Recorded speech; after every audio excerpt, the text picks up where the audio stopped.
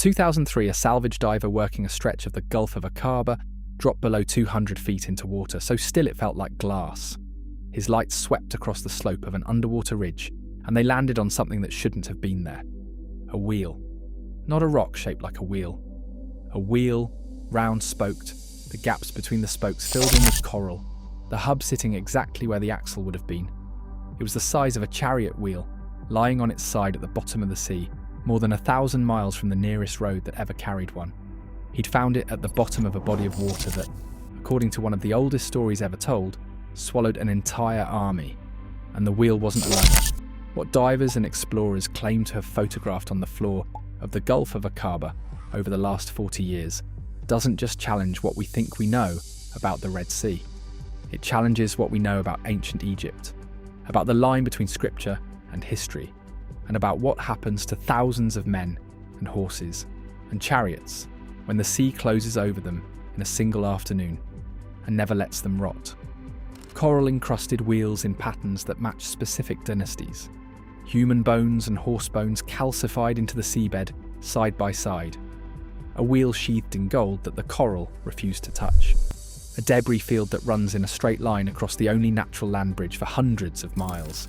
Ancient marker columns on both shores, as if someone wanted the exact crossing point remembered forever. And restricted military zones, denied permits, and confiscated footage that make you wonder why anyone would work this hard to keep people away from a stretch of empty coral. This is the story of what salvage divers say is really at the bottom of the Gulf of Aqaba. And by the end of it, you'll understand why one explorer who claimed to have filmed it spent the rest of his life being called a fraud, and why the deeper you go on that ridge, the harder it becomes to explain what you're looking at as anything other than the most famous drowned army in human history. The modern version of this story begins with a man named Wyatt. Through the late 1970s and 1980s, Wyatt, an amateur explorer, not a credentialed archaeologist, became convinced that the biblical crossing of the Red Sea had happened at a very specific place, a wide beach on the Sinai coast called Nuweiba, where flat land runs straight down to the water, and then, instead of dropping into the abyss, continues underwater as a gentle ridge all the way to the far shore in what is now Saudi Arabia. Wyatt dove that ridge, and when he came back up, he told the world he had found chariot wheels, axles and bones scattered across the seabed. The remains, he said, of Pharaoh's army exactly where an ancient text said it had drowned. He showed photographs. He described a gilded wheel. He talked about coral formations in the shape of chariot parts. The academic world dismissed him completely. They called him a hoaxer, a Bible tourism showman, a man who saw what he wanted to see in lumps of coral. Wyatt died in 1999 with his reputation in ruins, and most serious historians consider the matter closed. But here's the problem. Wyatt was not the last person to dive that ridge. The people who came after him, some skeptics, some just curious, kept surfacing with the same descriptions, the same wheels, the same bones, the same straight line of debris across the same underwater bridge. His footage has been mocked for decades, and it has never quite gone away. Because once you understand the place where he was diving, the claims stop sounding impossible, and start sounding like the only explanation that fits. To understand why the Gulf of Aqaba is different from almost anywhere else this story could be set, you have to start with the shape of the water itself. It is the eastern finger of the Red Sea, a long narrow channel pinned between the Sinai Peninsula and the Arabian coast. And it is deep, savagely deep. Down the centre runs a trench that plunges past 5,000 feet, more than 9/10 of a mile straight down into darkness. Its walls almost vertical in places. Wade off most of this coastline and the bottom falls away so fast that within a few strides you are floating over an abyss. Except in one place. At Nuweiba, the geography breaks the rule. The seabed doesn't drop into the trench. Instead, a broad underwater ridge, a natural causeway of packed sediment, runs out from the beach and crosses the Gulf at a shallow, walkable gradient before rising again on the Saudi side. It is, by a wide margin, the easiest place to cross the Gulf of Aqaba, on foot anywhere along its length. A column of people, animals and vehicles could move across that ridge and never touch water deeper than a few dozen feet at the centre. While on either side, the floor of the sea fell away into nearly a mile of black. Now add the second ingredient. The Red Sea is one of the warmest, saltiest, most coral-rich bodies of water on the planet. And coral does something to hard objects that no other environment does. It grows over them. Year after year, coral encrusts anything solid on the seabed. Wood, bronze, bone, iron, sealing it inside a living shell. Over centuries, the object underneath can dissolve away entirely, but the coral keeps the shape. It becomes a cast, a fossil mould, a perfect three-dimensional photograph of whatever was buried inside it. So picture what that means. A bronze chariot wheel that sank onto this ridge 3,000 years ago would not rust away into nothing. It would be wrapped, shape and spokes and hub, inside a slowly thickening jacket of coral, preserved not as metal but as form. The wheel becomes a sculpture of itself, sitting on the ridge in the one shallow crossing for hundreds of miles, waiting for a diver's torch to find it. That is the engine of this entire story, a natural land bridge in exactly the place an army would have crossed, beneath a sea that turns everything it swallows into a permanent monument. Whatever went into that water didn't disappear. It got fossilised in place. And the question every diver who descends that ridge is really asking is simple. If an army crossed here and drowned, would there be anything left to find? The answer, according to the people who have gone down, is yes. There would be wheels. The wheels are where everyone starts, because the wheels are what you see first. According to the divers who have worked the Nuweiba Ridge, the seabed at certain depths is littered with circular coral formations, too regular, too consistent, too structured to be natural reef growth. Reef builds in chaos and branching, irregular, organic. These are different. They are round, they have a defined outer rim, and radiating inward from that rim, frozen under the coral, are spokes meeting at a central hub. Some show 4 spokes, some show 6, some show 8. And that detail is where the story stops being a curiosity, because the number of spokes on an Egyptian chariot wheel was not random. It changed over time. Early chariots used 4 spokes, later periods moved to 6 and then 8, as war chariot technology evolved through the dynasties. If you were inventing a hoax, you would make all your wheels look the same. What no forger thinking about tourist photographs would think to do is scatter the seabed with wheels in 3 different spoke counts that map onto the exact progression of Egyptian chariot design across the very centuries when the crossing is said to have occurred. The wheels are not arranged. They lie where they fell, some flat on the seabed, as if they rolled to a stop and toppled, others leaning against rises in the ridge. The coral on them is thick, decades and centuries of growth, exactly what you'd expect from objects down there, far longer than any modern wreck. Skeptics have an answer, and you should hear it. They say these are simply coral heads, natural lumps of reef that, to a hopeful eye and a dramatic camera angle, vaguely resemble wheels. The mind sees patterns in noise. A round coral mound becomes a wheel because you want it to be a wheel, but that explanation has a weakness. Coral heads don't grow with spokes. They don't grow with hubs. They don't grow with a defined rim and radial members meeting at a centre point. And they certainly don't grow in 3 distinct configurations that happen to track the historical evolution of a specific kind of ancient vehicle. You can dismiss one lumpy rock. It is much harder to dismiss a field of them that all share the geometry of a wheel. So the obvious next question pulls you deeper. If those really are wheels down there, where are the chariots they were attached to? And more importantly, where are the men? That question has an answer, and it is not a comfortable one. Scattered across the same stretches of ridge where the wheel formations appear, divers describe something else, half buried in the coral and sediment. Bones. Not piles of them, not a mass grave you could photograph in a single frame, but individual pieces. Long bones, the unmistakable curve of ribs, fragments observers have identified as human femurs, lying within arm's reach of larger, heavier bones that look like they belong to horses. Human and animal, together, in the same debris, at the same depth. That pairing matters more than almost anything else in this story. A shipwreck gives you human remains and cargo. A natural die-off gives you animal remains. But men and horses, intertwined, scattered across an underwater ridge, alongside the coral casts of wheels. That is not the signature of a shipwreck, or a migration, or a flood. That is the signature of a specific catastrophe. The kind where men, the animals they rode and the vehicles they drove, all went into the water in the same place at the same moment.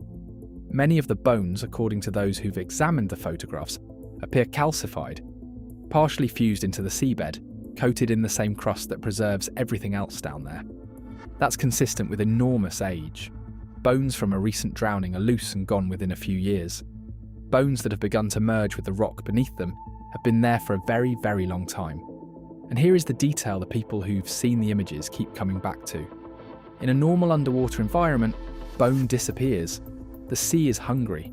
For human and animal bone to survive on the open seabed across thousands of years, you need exactly the conditions this ridge provides. Rapid burial under sediment, rapid encasement in coral. A preserving jacket laid down faster than the sea can consume what's underneath, which is precisely what would happen to an army that drowned in shallow water over a sediment ridge and was buried where it fell. The skeptics, again, push back. They say no peer-reviewed study has ever recovered, carbon-dated, and published a single confirmed human bone from this site. And that's true. No mainstream institution has excavated the New Weber Ridge, which means the bones, like the wheels, exist in that maddening space between dive footage and laboratory proof. But that absence of excavation is not the innocent gap it sounds like, because the reason no one has run that excavation has very little to do with science, and everything to do with who controls the water on both sides of that ridge. First though, there's one object down there that even the cautious divers lower their voices to describe, because among all the coral-covered wheels scattered across the seabed, there is said to be one that the coral would not touch. This is the artifact that Ron Wyatt staked his entire reputation on, and it's the one that, more than any other, refuses to be explained away. Among the wheels on the ridge, the 4-spoked, the 6-spoked, the 8-spoked, all of them buried under thick coral. Wyatt described finding one that was different, a wheel that sat on the seabed, almost bare, clean, exposed, its spokes and rim visible not as a coral cast but as the object itself, gleaming faintly under his lights with the unmistakable colour of gold. He claimed it was a chariot wheel, sheathed in gold, and that this was why it looked so different from all the others, because of a simple, brutal fact of chemistry. Coral anchors to surfaces that corrode. It thrives on oxidizing metals like bronze and iron, but gold does not corrode, does not oxidize, does not react.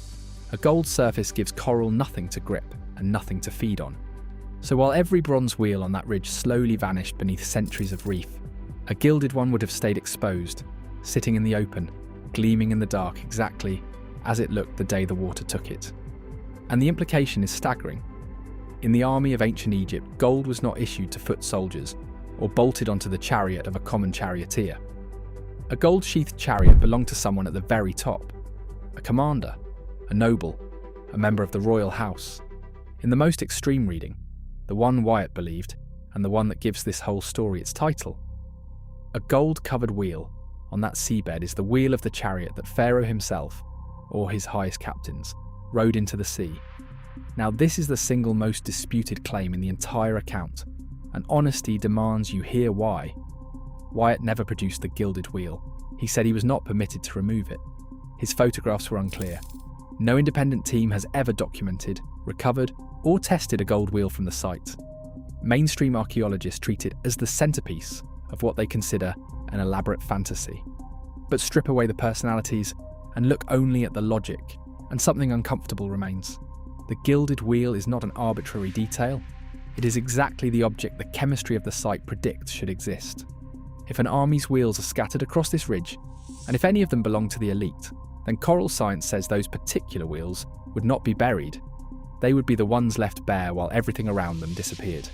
Wyatt may or may not have been a reliable witness, but the thing he described is precisely the thing the laws of corrosion say you would find, and that coincidence is hard to manufacture and harder to forget. Which leads to the next question. If wheels and bones and a single royal wheel are down there, are they scattered across the Gulf at random, or arranged in a way that tells you how they got there? Because that is where the seabed stops looking like an accident. For a long time the wheels and bones were treated as isolated finds. A curiosity here, a coral cast there. Oddities a determined skeptic could explain away, one at a time. Then divers started paying attention, not to the individual objects, but to where they sat in relation to each other. And a pattern emerged that is much harder to dismiss than any single wheel. The debris is not scattered evenly across the Gulf floor, It is not heaviest at the deepest point, the way you'd expect if currents had been dragging objects into the trench for 3,000 years. Instead, the wheel formations and bone fragments concentrate along the ridge, the shallow land bridge, and appear to run across it in a rough line, from the Sinai shore toward the Saudi shore. A corridor of debris following the exact path a crossing would have taken. Think about what that does to the natural explanations. If these were coral heads randomly resembling wheels, they'd be distributed wherever coral grows, not strung out along a single causeway. If this were a shipwreck, the debris would cluster around a single hull, not span the width of the Gulf. If it were the residue of an ancient flood, the heaviest material would have settled into the deep trench on either side, not balanced along the top of the one shallow ridge. A line of wheels and bones stretched across the only walkable crossing for hundreds of miles is the signature of something moving along that crossing and being stopped on it. And there's a darker reading the divers themselves raise. The debris isn't only spread along the length of the ridge, in places it spreads across its width, fanning out to either side, as if a column moving forward had broken apart in panic, scattering sideways as the water came down. That is not the pattern of objects gently settling over millennia. That is the frozen choreography of a rout. A mass of men and animals strung out mid-crossing, caught when the sea returned, collapsing into the chaotic spread of a column that died trying to run in every direction at once. You cannot prove a panic from coral, but you can ask which explanation requires fewer miracles. A natural process that happens to deposit wheel-shaped objects in chariot-accurate spoke counts, alongside paired human and horse bones, in a line across the single land bridge in the Gulf, fanning out the way a fleeing crowd would, or an army that crossed there and didn't make it. The official position favours the first. The seabed, the deeper you look, keeps insisting on the second. And the seabed isn't the only thing that marks this spot.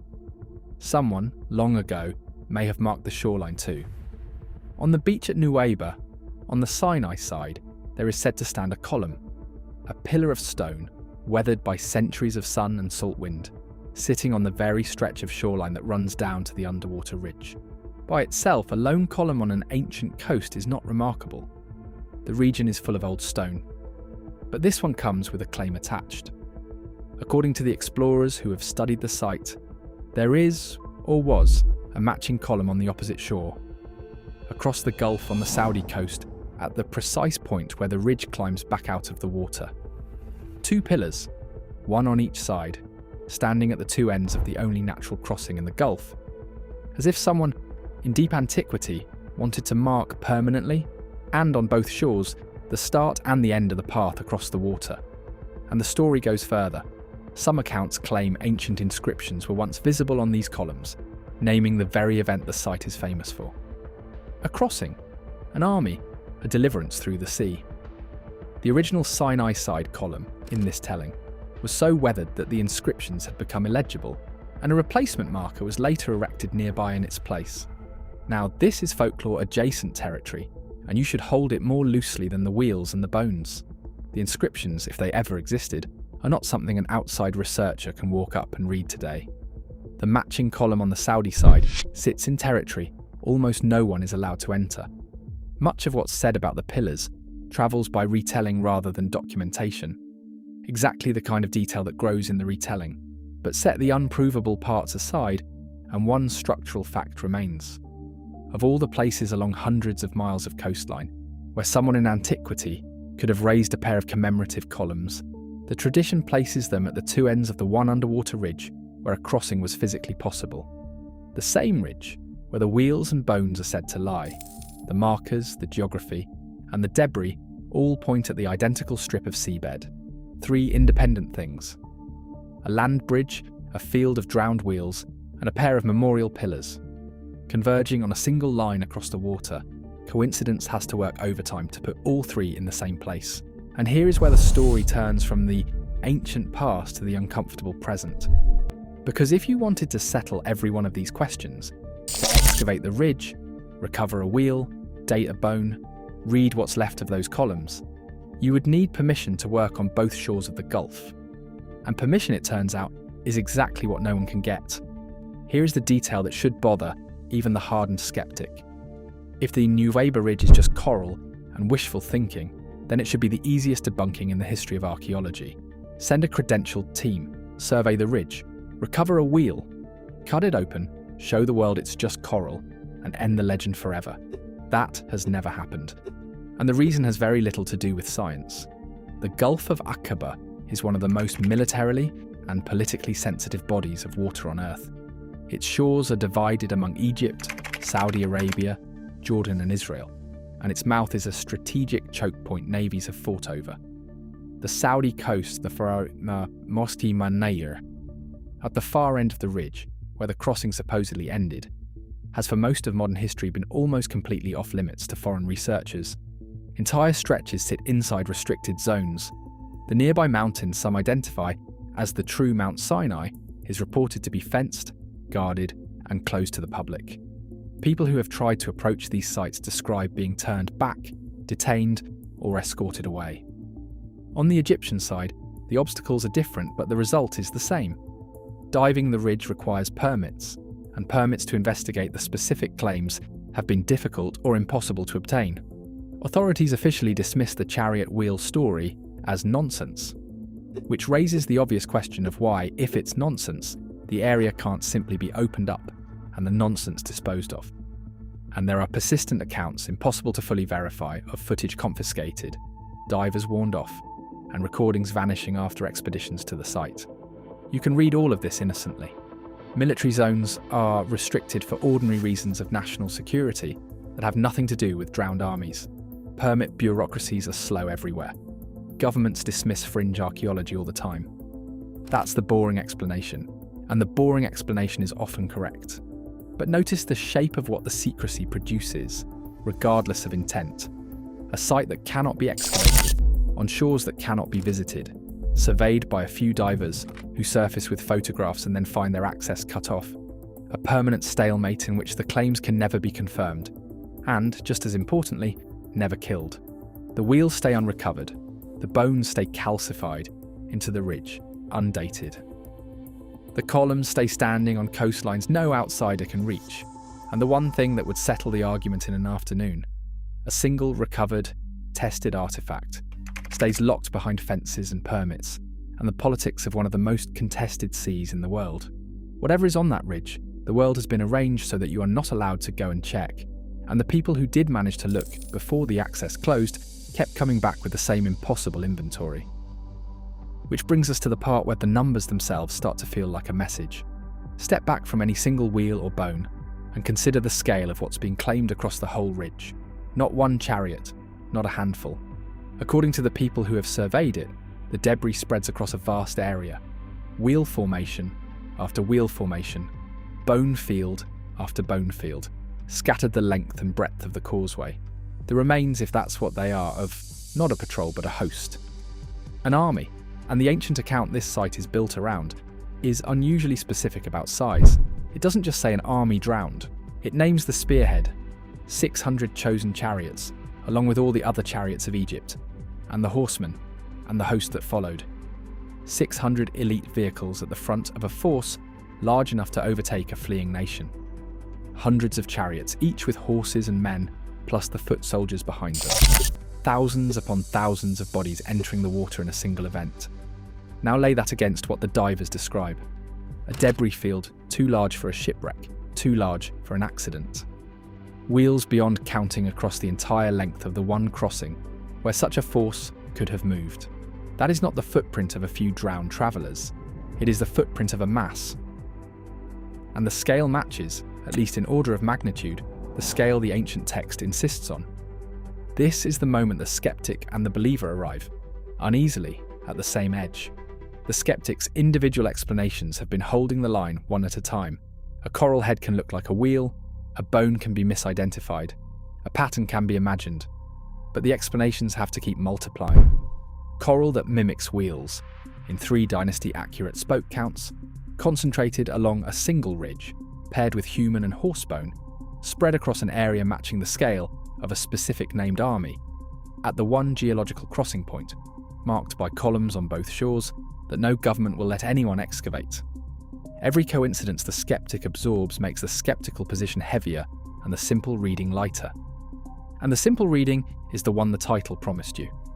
That's somewhere on that ridge, under the coral, and 3,000 years of the warm Red Sea lie the scattered, fossilized remains of a real army that crossed at the one place crossing was possible and didn't make it to the other side.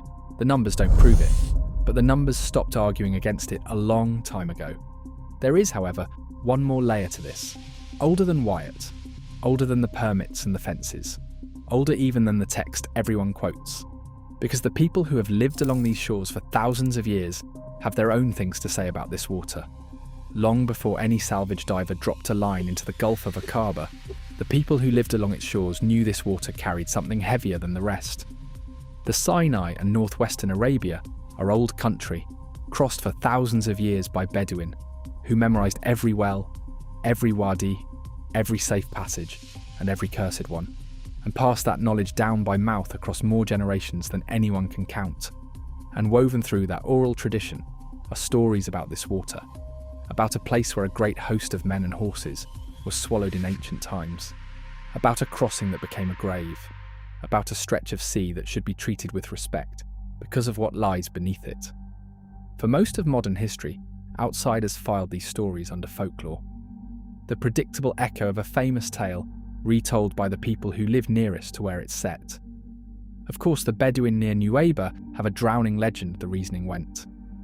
It tells us nothing about whether anything is actually down there, but the same reasoning runs the other direction, and that's the one this story leaves you with. The oral traditions of desert peoples are not idle. They are survival technology, encoded memory about which water is safe and which ground is cursed. When a tradition that old and that practical keeps pointing at one stretch of coast and says, something died here, a great many of them, in the water, and then thousands of years later, divers drop onto the seabed at that exact stretch and start finding wheels and bones. The folklore stops feeling like an echo of the text and starts feeling like an independent witness to the same event. Two separate threads of human memory, a written account preserved by one people, an oral tradition preserved by another, both placing a drowned army at the same water, and now a third thread, written not in words, but in coral on the ridge below. When three independent records that never coordinated their stories all converge on a single line across a single gulf, you are no longer looking at a legend. You are looking at a memory three different kinds of people refused to let go of, because something happened here that was too large to forget, which is exactly what makes the final picture so hard to shake. So here is what is actually down there, beneath the warm blue postcard surface of the Gulf of Aqaba, on the one shallow ridge where the sea lets you cross. The wheels are there, coral cast, spoked, scattered in 4, 6 and 8 spoke patterns that track the evolution of Egyptian war chariots across the exact centuries this story belongs to. The bones are there, human and horse together, calcified into the ridge, preserved by the one combination of rapid burial and coral encasement that can keep bone from vanishing into a hungry sea. The gilded wheel is there, or was. The bare gleaming exception that the chemistry of gold predicts exactly where the elite of an army went down. The debris runs in a line across the only land bridge for hundreds of miles, fanning sideways the way a column breaks apart when it tries to run and can't. The columns stand on both shores, marking the two ends of that crossing. The scale of the field matches the scale of a specific named army. The shores are fenced and closed, so the one excavation that could end the argument has never happened, and the people who have lived on that coast since before history was written have been saying, the entire time, that a host of men and horses drowned right here. Every one of those things, on its own, has an innocent explanation. A coral head, a misread bone, a wishful diver, a slow bureaucracy, a retold legend. The skeptics are right that no single item in this inventory has been confirmed in a laboratory. Hold any one of them up alone, and it flickers. But they don't come alone. They come together, stacked on the same ridge, pointing at the same line across the same water. And the more you stack, the more the innocent explanations have to strain and multiply and lean on each other, until holding them all up at once becomes its own kind of impossible. At some point, the simplest story left standing is the one nobody in the academic world wants to say out loud, that a real army crossed at the one place a crossing was possible, and the water came back, and it closed over them, and the warm, patient sea did to them what it does to everything that touches that ridge. It didn't let them rot, it wrapped them, it kept them, It turned 600 chariots and the men who drove them into coral and silence and held them there for 3,000 years. The salvage divers keep going down. The Saudi shore stays closed. The permits stay denied. And somewhere on that ridge, under the coral and the dark and the perfect preserving warmth of the Red Sea, the wheel of a golden chariot still lies bare on the seabed where the coral will not touch it. Exactly where the laws of chemistry, the oldest stories, and the memory of the people who never left this coast all say it should be. Pharaoh's army went into the water, and by every measure the sea is willing to give us, it is still down there, still spread across the ridge, still paired bone to bone, man to horse, wheel to wheel, still waiting at the bottom of the one. Crossing the sea allows for the day someone is finally permitted to bring it back into the light.